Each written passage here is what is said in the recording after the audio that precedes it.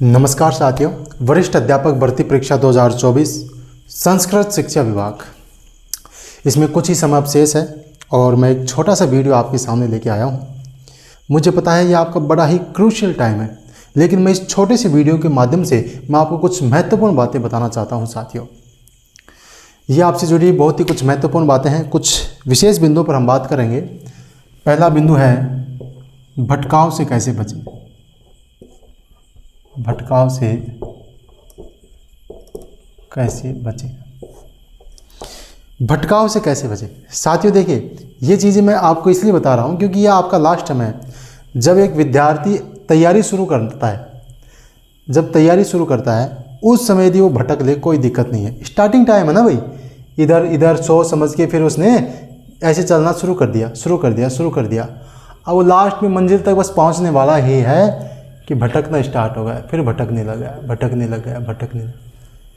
ये सबसे बड़ी कमी ये है। ये चीज़ आपको नहीं करनी है।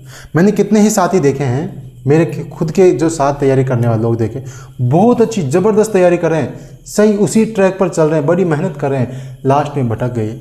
अपने विचारों पर नियंत्रण नहीं है, नकारात्मकता हावी हो जाती है और उसका परिणाम असफलता।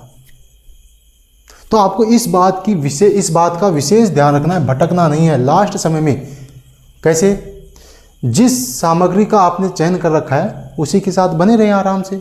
जिस जगह का आपने चयन कर रखा है, जहां आप रह रहे हैं, जिस रूम में रह रहे हैं, आराम से वहां बने रहें। यदि कोई विशेष बात नहीं होती है तो जरूरी नहीं हो, आवश्यक नहीं हो किसी चीज़ में बदलाव करना, तो बदलाव ना करें। जैसा आप चल रहे हैं, जितनी आराम से यदि आप तैयारी कर रहे हैं, उससे करते रहें।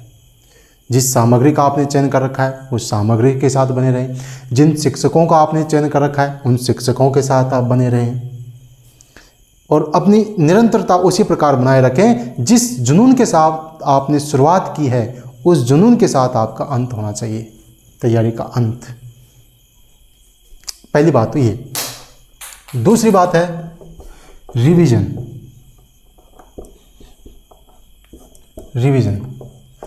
मुझे विश्वास है कि आपका रिवीजन हो गया होगा, उम्मीद है मुझे रिवीजन हो गया होगा। यदि रिवीजन नहीं किया है तो बहुत बड़ी गलती कर रहे हैं आप। जल्द से जल्द अपने पाठ्यक्रम को पूरा करें और रिवीजन पर फोकस करें। आपने अपने पाठ्यक्रम के बिंदुओं को कितनी गहराई से पढ़ा है ये इतना महत्वपूर्ण नहीं है, बल्कि सभी बिंदुओं को, पाठ्यक्रम के सभी टॉपिक को आपने पढ़ा है, उनका रिवीजन किया है, ये महत्वपूर्ण है। टॉपिक को कितनी गहराई से पढ़ा ये महत्वपूर्ण नहीं है, उनका रिवीजन कितनी बार किया है ये महत्वपूर्ण है। इसलिए जल्द से जल्द अपने पाठ्यक्रम को समेटें और रिवीजन पर फोकस करें। ग्रेड 2 का सिलेबस इतना लंबा है, समंदर है समंदर, आर्य से कम नहीं है। कितने ही सब्जेक्ट हैं इसमें, और उसके लिए आप कई प्रकार की सामग्री का चयन कर लेंगे तो रिवीजन में समस्या आएगी। इसीलिए तो मैं कहता हूँ कि एक बार सामग्री का चयन करते समय आप समय ले लें, लेकिन यदि आपने सामग्री का चयन कर लिया फिर बाद में बार बार उसे बदले नहीं। समस्या क्या आती है कि विद्यार्थी एक पुस्तक के बजाय कई पुस्तकें रखता है और उनका रिवीजन नहीं होता है। तो इसलिए रिवीजन करें और इसको आप इस प्रकार बांटें, जैसे आपका फर्स्ट पेपर है और ये आपका सेकंड पेपर है। जितना महत्वपूर्ण सेकंड पेपर है उससे ज़्यादा कहीं महत्वपूर्ण फर्स्ट पेपर है। आपको पता है फर्स्ट पेपर में 100 क्वेश्चन यानी कि 200 अंक का मामला है। 200 अंक का मामला है, आसान नहीं है ये। 200 अंक का मामला है, ऐसे नहीं है। देखिए, जैसे दिन में आप कुल 10 घंटे पढ़ते हैं, मेरी राय में आप कीजिए 10 घंटे यदि आप पढ़ते हैं तो इसमें से 2 घंटे जीके को दीजिए, फर्स्ट पेपर को, और 8 घंटे अपने सब्जेक्ट को दीजिए। कई विद्यार्थी क्या करते हैं, जैसे जीके उठाएंगे, 5 दिन में जीके को कंप्लीट कर देंगे, ठीक है, फिर सब्जेक्ट के लग जाएंगे। सब्जेक्ट बहुत ज़्यादा है, इसमें गया महीना, गया 1.5 महीने गया, इसको भूल गए। मेरे हिसाब से ऐसा गलत नहीं, बाकी आपको अच्छा लगे तो कर लें।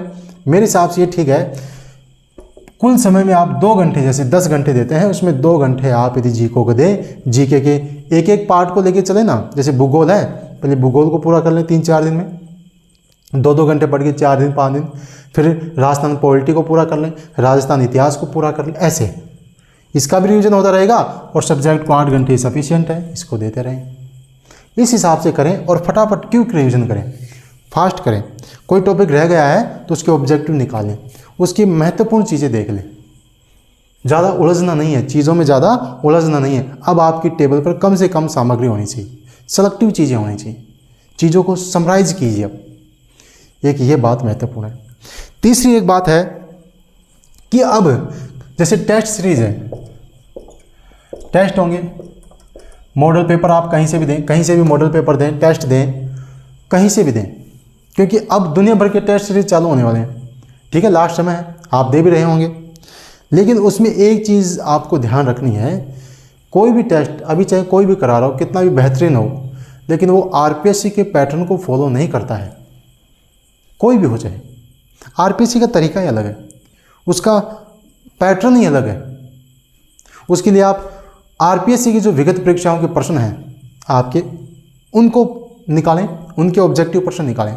और यदि आप टेस्ट दे रहे हैं, मॉडल पेपर दे रहे हैं, तो ऐसे प्रश्नों से बचें जो प्रश्न बहुत ही गहराई में हैं, आपका दिमाग खराब कर रहे हैं, तो उसमें आपको उलझना नहीं है। देखिए, जैसे आपने हड़प्पा सभ्यता बहुत अच्छे से की है, आपने सोचा यार ये तो मेरा ज़बरदस्त टॉपिक है, इससे प्रश्न बाहर ही नहीं जाएगा। टेस्ट सीरीज में ऐसा प्रश्न आया जो आपका आया ही नहीं, उसके लिए आपका दिमाग खराब हुआ, आप पुस्तकें खंगाल रहे हैं, ये प्रश्न आया कहाँ से। तो ऐसे दिमाग का दही ना बनाएं।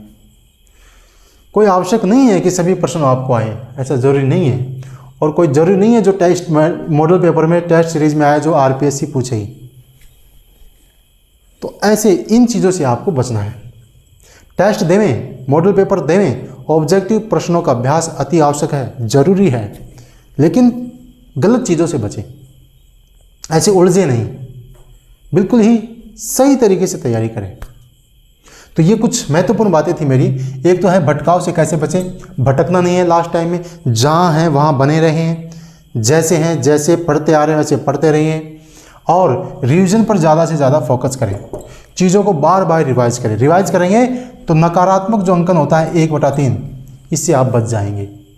नेगेटिव क्वेश्चन मतलब गलत क्वेश्चन नहीं होंगे आपसे, गलत क्वेश्चन नहीं होंगे तो नकारात्मक अंकन नहीं होगा। तो रिवीजन करें ज़्यादा से ज़्यादा, फर्स्ट पेपर को साथ लेके चलें, फर्स्ट पेपर को साथ लेके चलें। इसके अलावा एक महत्वपूर्ण चीज़ है, हम हमारे जीवन में चयन करने में, चीज़ों को समझने में काफ़ी देरी करते हैं। एक शब्द है प्राथमिकता, जिसको अंग्रेजी में बोलते हैं प्रायोरिटी। जीवन में कई चीज़ें महत्वपूर्ण होती हैं। मेरे जीवन में क्या चीज़ महत्वपूर्ण है? खूब चीज़ें महत्वपूर्ण हैं, आपके जीवन में भी खूब चीज़ें महत्वपूर्ण हैं, सबके जीवन में कई चीज़ें, एक चीज़ नहीं कई चीज़ें महत्वपूर्ण होती हैं। लेकिन आप प्राथमिकता किसे देते हैं? आप प्राथमिकता किसे देते हैं, इस बात का ध्यान रखें। आपके लिए ग्रेड सेकंड एग्जाम से महत्वपूर्ण कुछ भी नहीं है, अन्य चीज़ें गौण हैं, ये चीज़ प्रमुख है। जैसे अब त्यौहार का सीज़न है, दिवाली का टाइम है, आप सब कोई बाहर रह रहा है, घर जाएगा, कोई कहीं जाएगा, ठीक है, 1-2 दिन हमें मनानी चाहिए दिवाली, ठीक है, अच्छी बात है, कोई बात नहीं, लेकिन ऐसा नहीं कि उसमें खो जाएं, अपने लक्ष्य से ही भटक जाएं। प्राथमिकता आपकी एग्ज़ाम है, ये एग्ज़ाम है, बाकी चीज़ें गौण हैं। जीवन में प्राथमिकता, चीज़ों को प्राथमिकता देना सीखें कि अभी नहीं, मेरे सबसे महत्वपूर्ण मेरे लिए क्या चीज़ है, इस बात को सीखें आप। तो उम्मीद है आपको चीज़ समझ में आई होगी, भटकाव से कैसे बचें, रिवीजन करना है और प्राथमिकता जीवन में कैसे देनी है।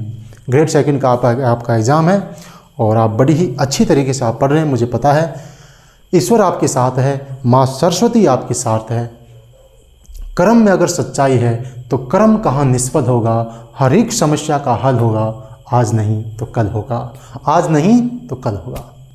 तो ये एक छोटा सा वीडियो साथियों, उम्मीद है आपको चीज़ समझ में आई होगी और समय समय पर कुछ बेहतरीन चीज़ें मैं आपके लिए लाता रहूँगा। मिलते हैं एक नए टॉपिक के साथ, नए वीडियो के साथ, तब तक के लिए जय हिंद, जय भारत।